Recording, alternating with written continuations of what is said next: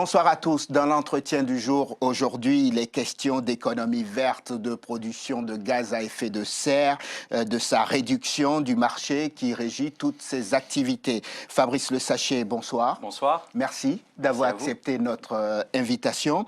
Vous êtes le fondateur d'Ecosur Afrique. C'est exact. Et votre groupe est un groupe leader de la finance carbone sur le continent. Quand on parle de finance carbone, de quoi parlons-nous ? La finance carbone, c'est très simple. Lorsqu'une entreprise ou une collectivité locale engage un projet d'énergie renouvelable, de traitement des déchets, d'efficacité énergétique et qu'elle réduit les émissions CO2, elle peut enregistrer son projet auprès des Nations Unies à l'ONU dans le cadre du mécanisme de développement propre qui a été institué par le protocole de Kyoto et elle peut obtenir un crédit de carbone pour chaque tonne CO2 équivalent qu'elle évite dans l'atmosphère.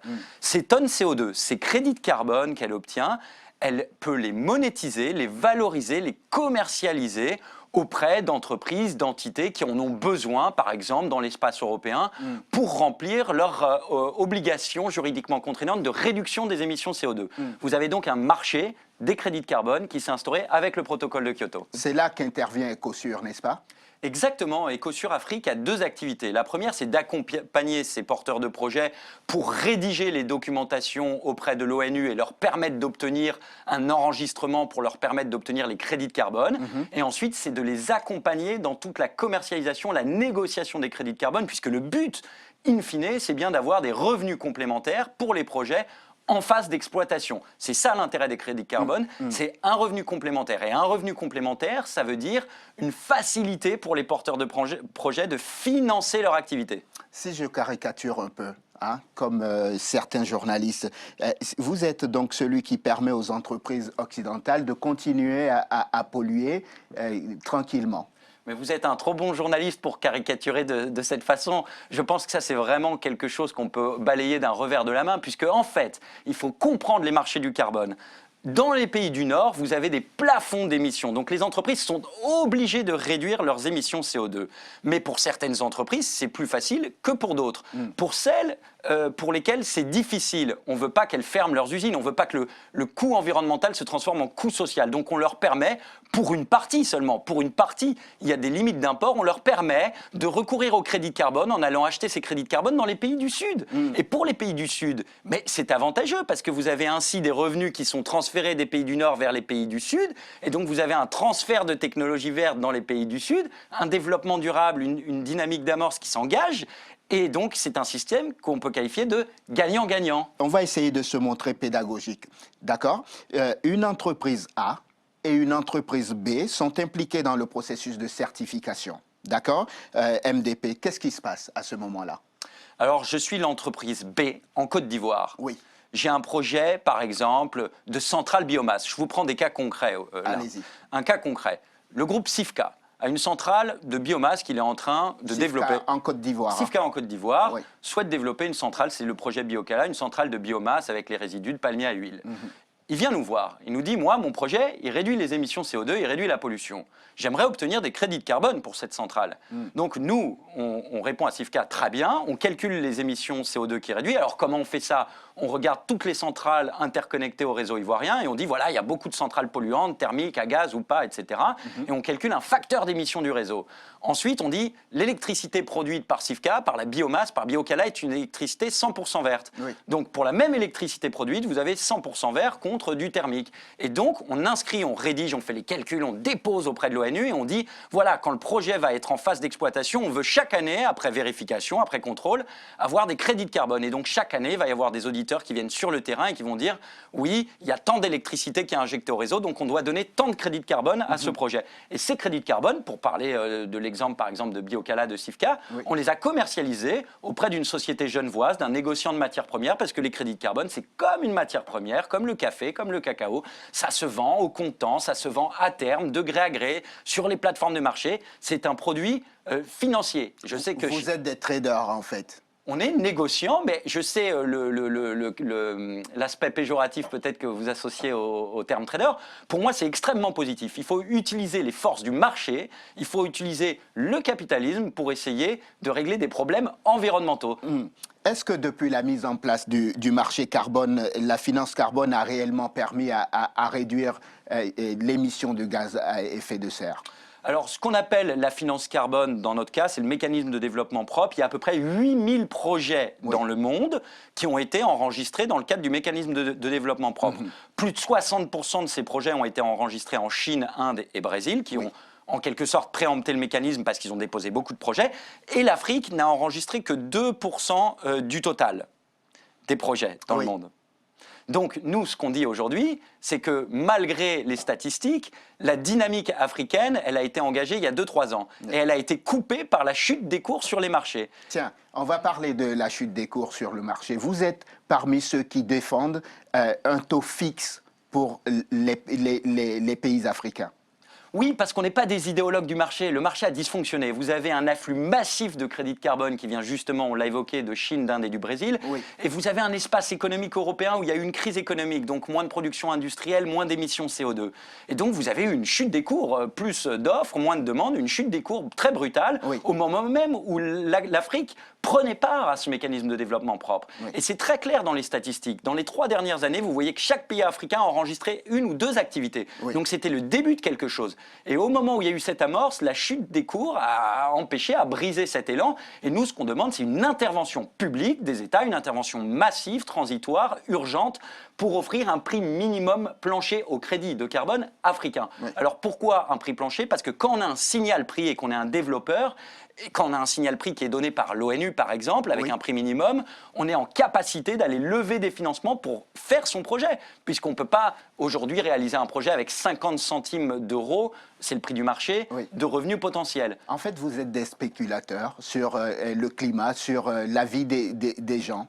On n'est pas spéculateur, on est pragmatique. On pense qu'aujourd'hui, on ne peut pas opposer le climat, l'environnement, les entreprises, l'économie, le social. Tout est lié. Le développement durable, c'est 3 piliers. L'économie, le social, l'environnement. Nous, on est des entrepreneurs, on se positionne sur des marchés. L'externalité de notre business, il est positif pour l'environnement. Et plus on génère de chiffre d'affaires, plus on génère de revenus, plus le résultat, c'est que les émissions CO2 sont réduites. Il faut être pragmatique aujourd'hui dans la lutte contre le réchauffement planétaire, sinon on ne s'en sortira pas. On dit que d'ici 2020, le marché mondial du carbone pourrait atteindre 565 milliards de dollars US. Alors, c'est des chiffres astronomiques, mais il faut voir dans le détail ce qu'il y a dans ces chiffres.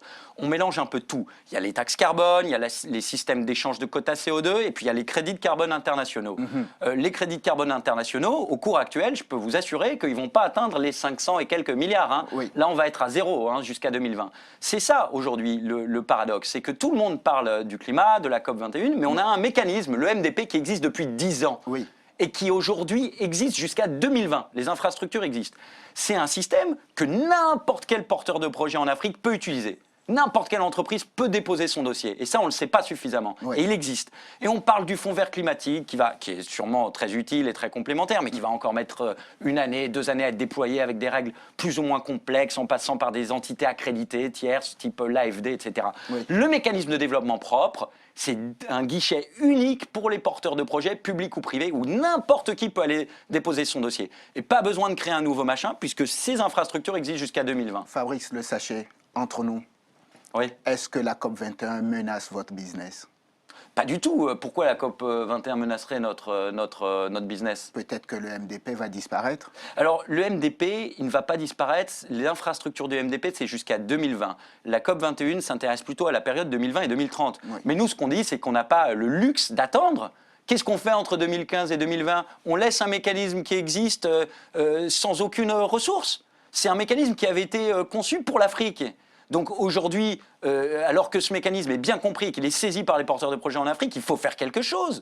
Donc il faut offrir cette subvention, il faut donner un prix au carbone africain. C'est ça notre combat, c'est offrir une valorisation au carbone africain. Malheureusement, on est victime d'une espèce d'idéologie qui consiste à penser qu'en Afrique, il n'y a pas de potentialité pour réduire les émissions CO2. C'est extrêmement faux, il y a beaucoup d'opportunités. L'énergie renouvelable, par exemple? Les énergies renouvelables, la biomasse, l'hydroélectricité, le solaire, le traitement des déchets, vous avez vu le nombre de décharges, on peut faire beaucoup de choses avec les déchets urbains, Oui. l'efficacité énergétique dans les usines, la compagnie sucrière sénégalaise au Sénégal qui fait de la cogénération à partir de bagasse, Isakam au Cameroun qui a une centrale qui traite le méthane à Douala et à Yaoundé, Oui. Idelec qui a un projet hydroélectrique à Madagascar. L'Afrique qui gagne, l'Afrique des entreprises, elle est déjà impliquée dans les solutions innovantes contre le réchauffement planétaire. Et il y a des opportunités, notamment les technologies dites de base de pyramide qui s'adressent directement aux populations, les foyers améliorés à charbon de bois qui réduisent les consommations de charbon de bois et qui améliorent le pouvoir d'achat des populations, les kits solaires photovoltaïques, les filtres à eau, etc.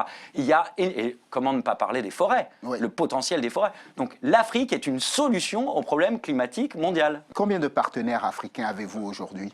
Alors écoutez, on a une liste de 40 signataires. Notre objectif, il est d'interpeller, de sensibiliser les autorités, puisque nous, en tant qu'entreprise privée, on n'a aucun pouvoir, mais on a des gens, vraiment des autorités morales, tels que Tossi Panou, qui est l'administrateur africain au Fonds Vert, Jean-Michel Severino, Oui. le président d'Investisseurs et Partenaires et l'ancien président de l'AFD. Voilà, je crois qu'on peut aller sur le site mdp-afrique.com pour toutes les personnes intéressées. Elles trouveront toutes les informations, la liste des signataires et notre manifeste. On évoquait la COP21 qui va arriver en décembre. Quand vous regardez les préparatifs de cette réunion sur le climat, qu'est-ce que vous vous dites? J'aurais du mal à émettre une opinion sur l'action des gouvernements. Il faut comprendre que c'est très complexe ces négociations parce que c'est universel. Et qui dit Oui. universel dit forcément rassembler, unir, trouver des positions communes alors que vous avez des blocs qui ont des intérêts très divergents.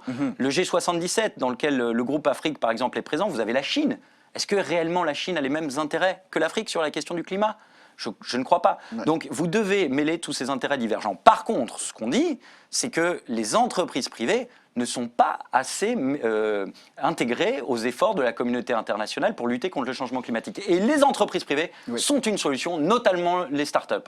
En préparant cette émission, j'ai découvert aussi que vous faites partie des 10 jeunes entrepreneurs français de l'économie verte engagés pour renforcer les liens économiques et humains avec l'Afrique, c'est ça? Oui, nous avons créé une plateforme, nous, jeunes entrepreneurs. s'agit-il? Nous avons créé une plateforme, un espace d'échange d'idées, un espace de débat qui s'appelle Up Afrique et qui rassemble 10 jeunes entrepreneurs, 10 jeunes startups françaises de l'économie verte actives en Afrique. À nous 10, lorsque nous sommes unis, nous pouvons faire passer des messages. Et le message principal, c'est qu'il y a très peu d'outils qui s'intéressent aux startups, aux jeunes entreprises françaises en Afrique.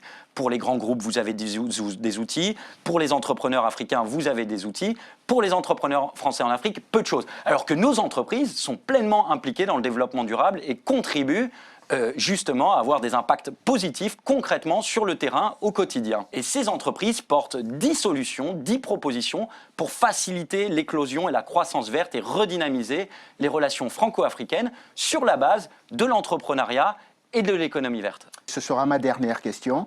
Quand vous regardez l'avenir de la planète, qu'est-ce que vous vous dites? Je suis par nature positif, optimiste, je suis entrepreneur et je pense qu'il y a beaucoup de choses qui restent à faire et on est là pour ça. Fabrice Le Sachet, merci. Je vous en prie, merci de votre invitation. Fondateur d'Ecosur Afrique, le groupe leader de la finance carbone sur le continent africain. Merci d'être venu dans l'entretien du jour. Merci à vous. Merci à vous de nous avoir suivis. Je vous souhaite de passer une excellente suite de programmes sur Télé Sud. On se retrouve demain avec un nouvel invité. Excellente soirée. Bonsoir.